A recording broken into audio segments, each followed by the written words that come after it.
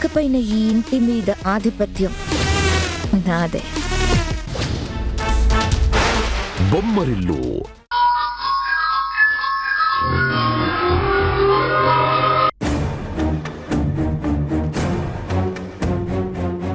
నువ్వు కూడా ఈ అమ్మతో అబద్ధం చెప్తుండవా శశి? అయ్యో అమ్మా, నేనెందుకు అబద్ధం చెప్తాను? నేను నిజమే చెప్తున్నానమ్మా. ఆ ఎనిమిని నాకు కొత్త డ్రెస్ కావాలని అడిగాను. కొనటానికి నన్ను షాపింగ్ మాల్కి తీసుకెళ్ళింది. నీ మాట నమ్మొచ్చేసేసి నిజం చెప్పినప్పుడు నమ్మాలి కదమ్మా. సరే, నీ మీద నాకు నమ్మకం ఉంటుంది శశి. ఉంటానమ్మా.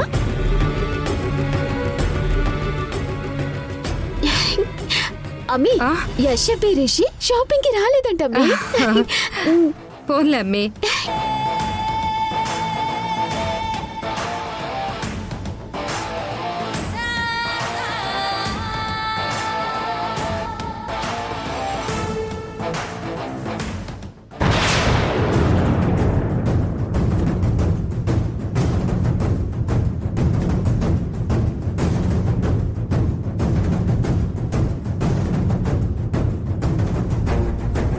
అక్క,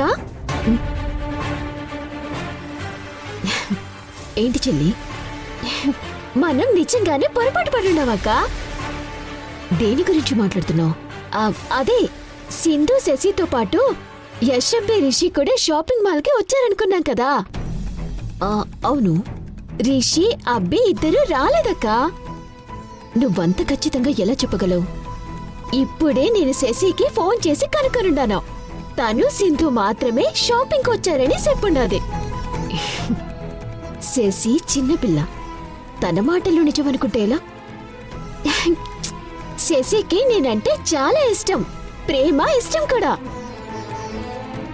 నాతో అబద్ధం చెప్పదక్కా. నేనే ఎవరో అబ్బాయిని చూసి రిషి అని పొరపాటు పడుంటాను.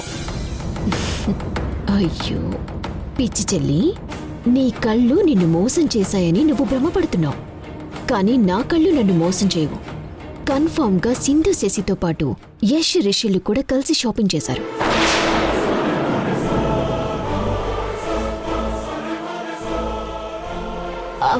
నిజంగానే వాళ్ళందరూ కలిసి షాపింగ్ చేసుంటే శశి నాతో చెప్పుండేది కదక్కా.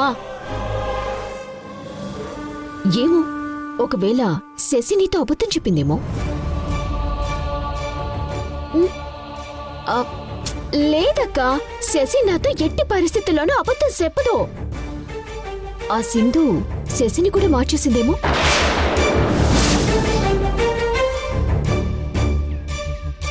అందుకే శశి సింధుకి అనుకూలంగా అబద్ధం చెప్పిందేమో. నువ్వు చెప్పినట్టుగానే నిజంగా సింధు శశిని మార్చేసుంటే మీ అత్తయ్య నన్ను చంపేస్తుందే. నిజంగా శశి నాకు అబద్ధం చెప్పిందంటావక్క? టెన్షన్ పడకు చెల్లి, నిజం నిప్పు లాంటిది, దాచినా అది దాగదు. సమయం వచ్చినప్పుడు నేనే అన్ని విషయాలు బయటపెడతాను.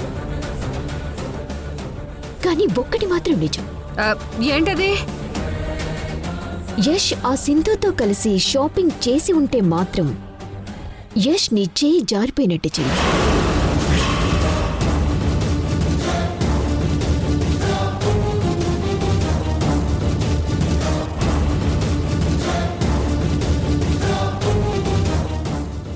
ఇంక నీ మెళ్ళో తాళి కట్టడం.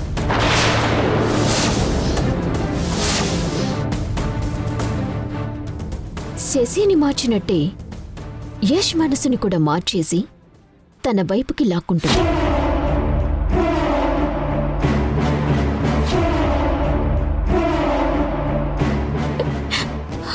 అలా జరిగితే నేను ఇక బతికుండడం కూడా బెస్ట్ అక్క.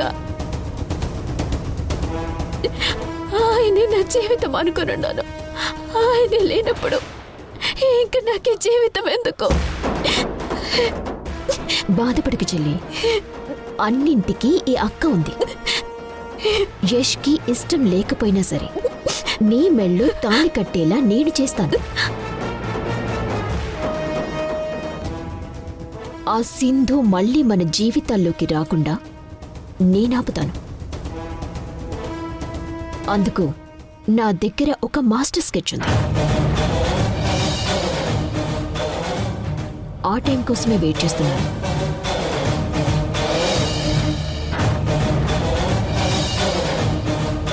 చేస్తాను. సింధు విషయం అంతా సరిచేస్తాను.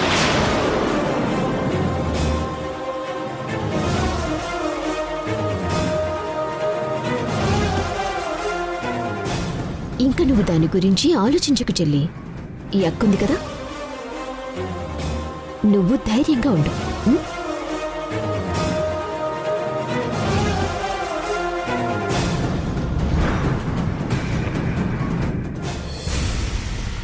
నువ్వు సబ్మిట్ చేసిన ప్రూఫ్స్ కరెక్ట్గా ఉంటే, నీ వైపు న్యాయం ఉంటే గనక ఈ కేసు ఖచ్చితంగా మనమే గెలుస్తాం. నువ్వు పిచ్చి పిచ్చి ఆలోచనలతో మైండ్ పాడు చేసుకోకు. ఉంటాను. అక్క, నాకు చాలా హ్యాపీగా ఉందక్క. దేనికి సింధు? ఇవాళ మార్నింగ్ రిషి, యష్, నేను, శశి అందరం కలిసి షాపింగ్కి వెళ్ళాం. Very good. అక్క, అనుకోకుండా యష్ వాళ్ళ అమ్మ, సంధ్య వాళ్ళు కూడా అదే షాపింగ్ మాల్కి వచ్చారు. అక్కడ ఏం జరిగిందో తెలుసా?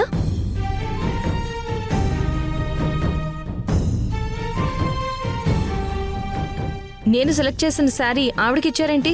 నాకు నచ్చిండది, నేను తీసుకునుండాను. ఎప్పుడు వేరొకరు సొత్తు కావాలనే చూస్తావా నువ్వు? అలా ఎవరూ లేరిక్కడ.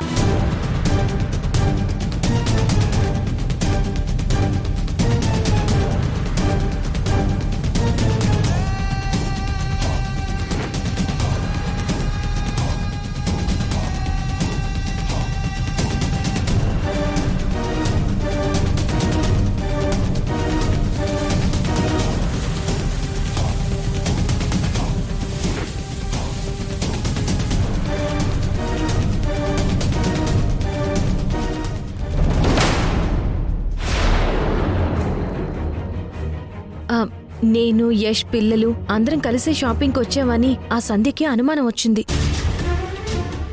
అందుకే శశికి ఫోన్ చేసి మీతో పాటు మీ నాన్న రిషి కూడా షాపింగ్కి వచ్చారు కదా అని అడిగింది. కొంపతీసి శశి నిజం చెప్పేసిందా? లేదక్కా, నేను శశి మాత్రమే షాపింగ్ మాల్కి వచ్చామని అబద్ధం చెప్పింది. అబద్ధం చెప్పిందా? శశి అలా చెప్పదే. ఎందుకు చెప్పింది? అదే నాకు ఆశ్చర్యంగా ఉందక్కా. నేనంటేనే నచ్చని శశి ఈ అమ్మకు ఫేవర్గా చెప్పిందంటే తను నెమ్మదిగా మారుతుందనిపిస్తుంది. నిజమే సింధు. సంధ్యని అమ్మలా ఫీల్ అయ్యే శశి తనకే అబద్ధం చెప్పిందంటే ఈ అమ్మ ప్రేమని అర్థం చేసుకుంటుందన్నమాట.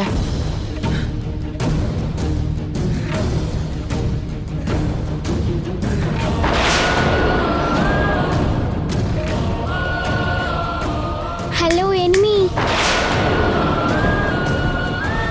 నేను మారిపోయానని మరీ ఎక్కువ ఆనందపడిపోకు. నేనేం మారలేదు, అలానే ఉన్నాను.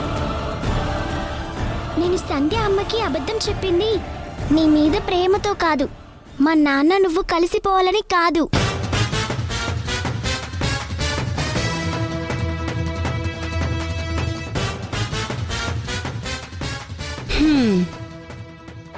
మరి ఎందుకలా చెప్పావు?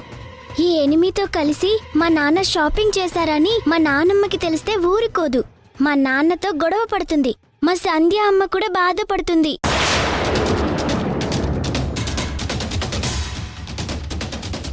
మా అమ్మ నాన్న ఇప్పటికే కలిసి లేరు. ఈ విషయం తెలిస్తే వాళ్ళ మధ్య మళ్ళీ లేనిపోని ప్రాబ్లమ్స్ వస్తాయి. అందుకే అలా చెప్పాను. నువ్వు నాకు ఎనిమివి. నువ్వంటే నాకు ఎప్పటికీ నచ్చదు, ఇష్టం కూడా ఉండదు అసలు.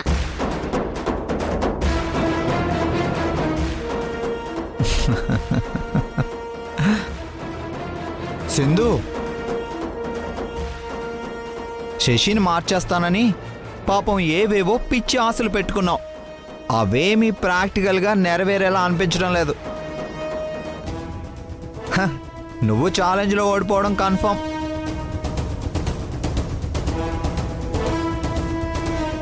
శశిని నీ కూతురుగా నీతో పాటు తీసుకొచ్చానని నువ్వు అనుకుంటున్నావు, కానీ నువ్వు తీసుకొచ్చింది జూనియర్ దమయంతి అని నీకు తెలియడం లేదు.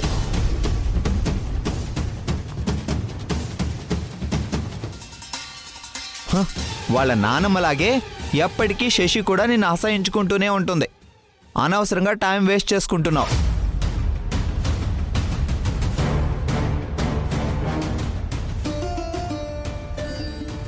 Shashi, very good. నీ యాటిట్యూడ్ నాకు చాలా బాగా నచ్చింది. ఇలానే కంటిన్యూ చేయి.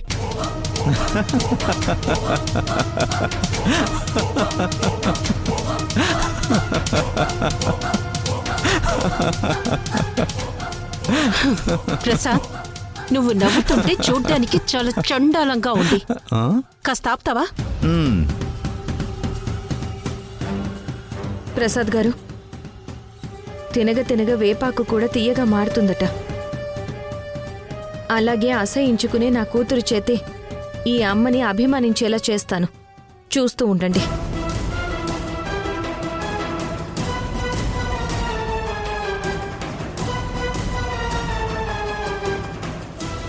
శశి, శశి,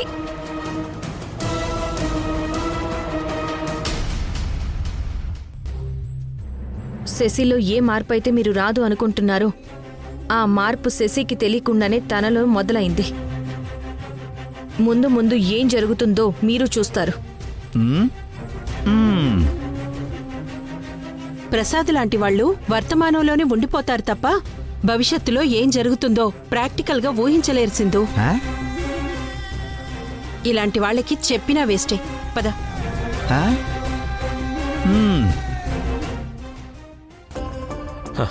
ఎరా, ఒక పెద్ద గండం తప్పిందిరా రిషి. మీ పెద్దమ్మ మనకి హెల్ప్ చేసి ఉండకపోతే దొరికిపోయేవాళ్ళం. అదేంటి నాన్న అలా అంటావు? నేను అడిగింది మా నాన్న చేశాడని నేనెంత హ్యాపీగా ఉన్నానో తెలుసా? రే, నువ్వు హ్యాపీగానే ఉన్నావురా. నేను కదా టెన్షన్ పడి చచ్చాను. సరే, నువ్వు హ్యాపీ కదా, అందుకు నేను కూడా హ్యాపీ. సరే, పొరపాటున నేను మీ అమ్మతో కలిసి నేను షాపింగ్ చేసిన విషయం ఇంట్లో ఎవరికి తెలియకూడదు చెప్తున్నా. ఎందుకు నాన్న అంత భయపడతావు? అమ్మతో షాపింగ్ చేసావని తెలిస్తే ఏమవుతుంది? మీ నాన్నమ్మ నా పెళ్లి చేస్తుందిరా. నిజం చెప్పు నాన్న, అమ్మంటే నీకు ఇష్టం లేకపోతే అమ్మకు ప్రత్యేకంగా చీరెందుకు కొన్నావు?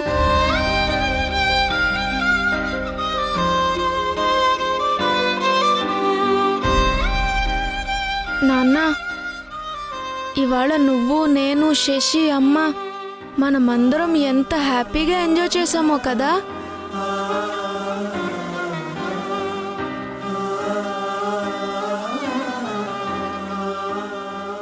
మన నలుగురం కలిసుంటే ఎంత బాగుంటుంది.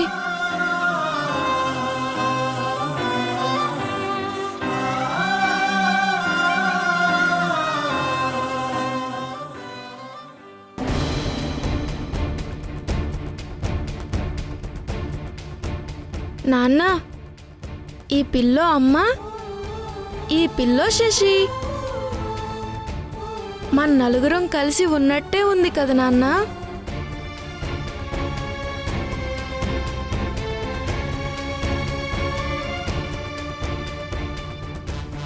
అమ్మ మీద చెయ్యేసి నిద్రపోవడం నాకు అలవాటు. నేను పడుకుంటాను. గుడ్ నైట్ నాన్న.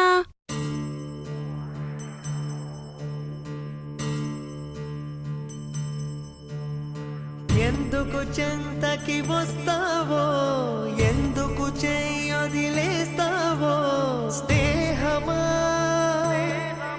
చలగాటమా, ఎప్పుడు నీ ముడి వేస్తావో, ఎప్పుడెలా విడదీస్తావో, ప్రణయమా పరిహాసమా, శపించే దైవమా, దర్శించే దీపమా, ఇదే నీ రూపమో ప్రేమ, ఫలిస్తే పాపమా, కలిస్తే కోపమా, గెలిస్తే నష్టమా ప్రేమ.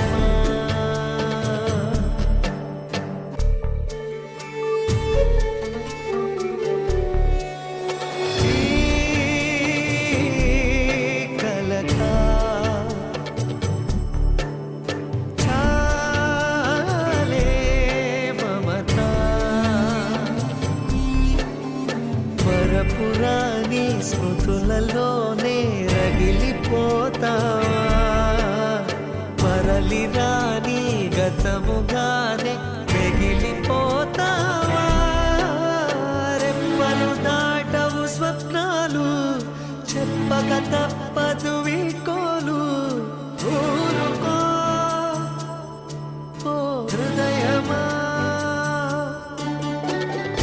నిజం నిష్ఠూరమా తెలిస్తే కష్టమా కన్నీటికి చెప్పవే ప్రేమ ఫలిస్తే పాపమా కలిస్తే కోపమా తెలిస్తే నష్టమా ప్రేమ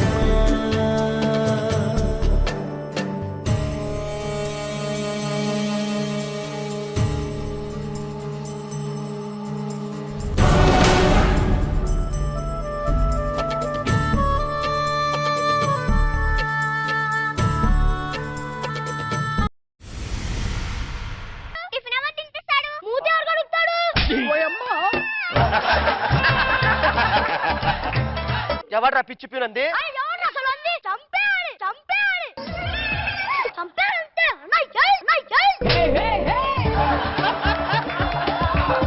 వీళ్ళంతా చూసారా సార్ తప్పుగా చేసేసి నేను ఒక్కనే కరెక్ట్ గా చేసుకొచ్చాను సార్ ఒరే ఈ స్కూల్ కాదురా ఇది పక్క స్కూల్ రా లాక్డౌన్ తర్వాత ఈ స్కూల్కి వచ్చావు నీ దుంప జగ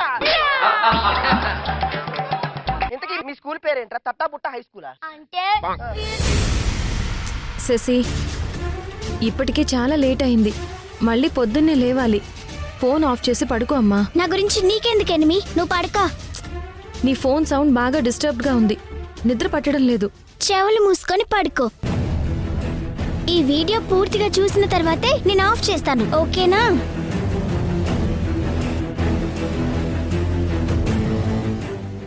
మీ పేరెంట్స్ ఎలా ఉన్నారా? అలాగున్నారు సార్. హాస్టల్లో చచ్చాను సార్.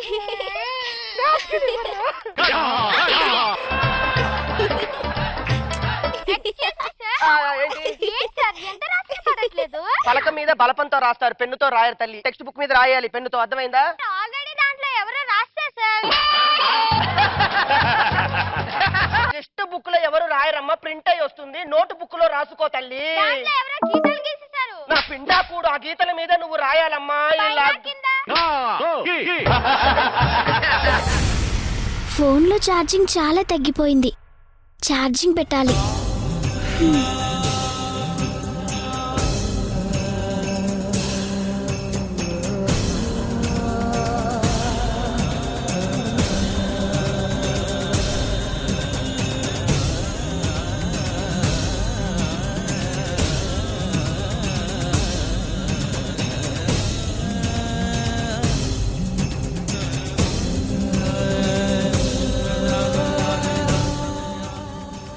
నీ పని ఇలా కాదు, ఉంటూ చెప్తాను.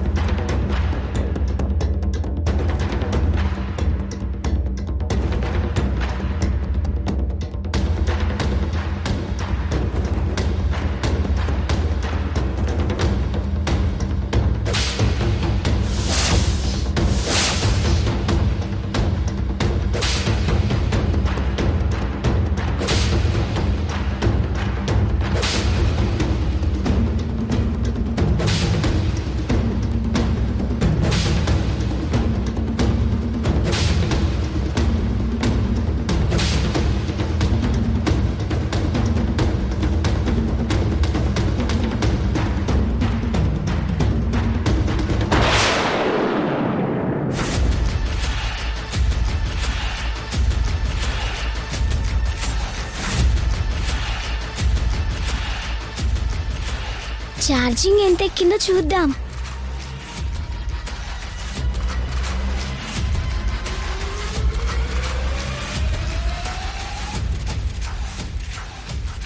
అరే ఇదేంటి, ఫోన్ ఛార్జింగ్ అవడం లేదు.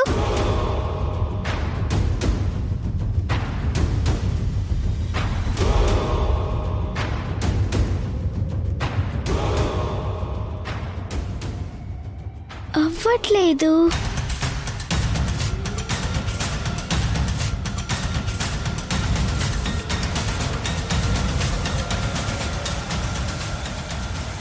ఏమైంది దీనికి? ఇంతకు ముందు పెట్టినప్పుడు బాగానే ఛార్జింగ్ అయ్యింది కదా.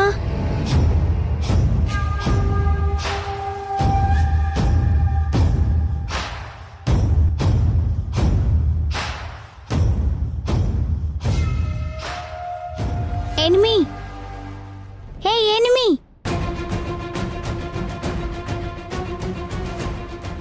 Enemy, enemy.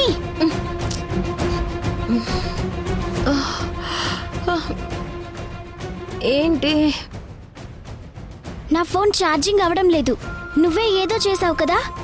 భలే దానివి శశి, నాకేం తెలుసు? నేనేం చేయలేదు. కామ్గా నా పాటికి నేను ఇక్కడే పడుకున్నాను. ఇప్పుడు ఎలా? ఫోన్కి ఛార్జింగ్ ఎలా పెట్టాలి? నీ ఛార్జర్ ఇవ్వనిమి. ఆ? ఆ, నా ఛార్జర్ నీ ఫోన్కి సూట్ అవ్వదు శశి. రేపు ఓ కొత్త ఛార్జర్ కొనుక్కుందాంలే, పడుకో. నాకు ఫోన్ చూడండి నిద్ర రాదు.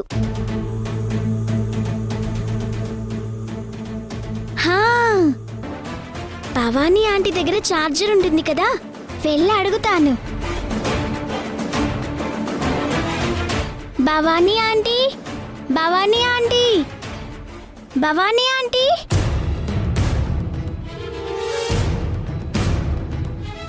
ఏంటి శశి, ఇంకా నిద్రపోలేదా?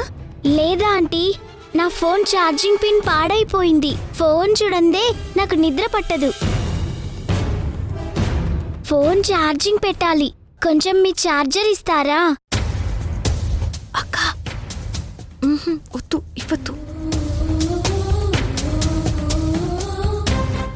ఏదొకసారి నీ ఫోన్ ఇటివు. అయ్యో, నా ఛార్జర్ నీ ఫోన్కి పనిచేయదు శశి. ఎందుకని? నీ ఫోన్ పిన్ వేరే, నా ఫోన్ పిన్ వేరే. నీకోసం ఈ శారీ కొని తెచ్చాను.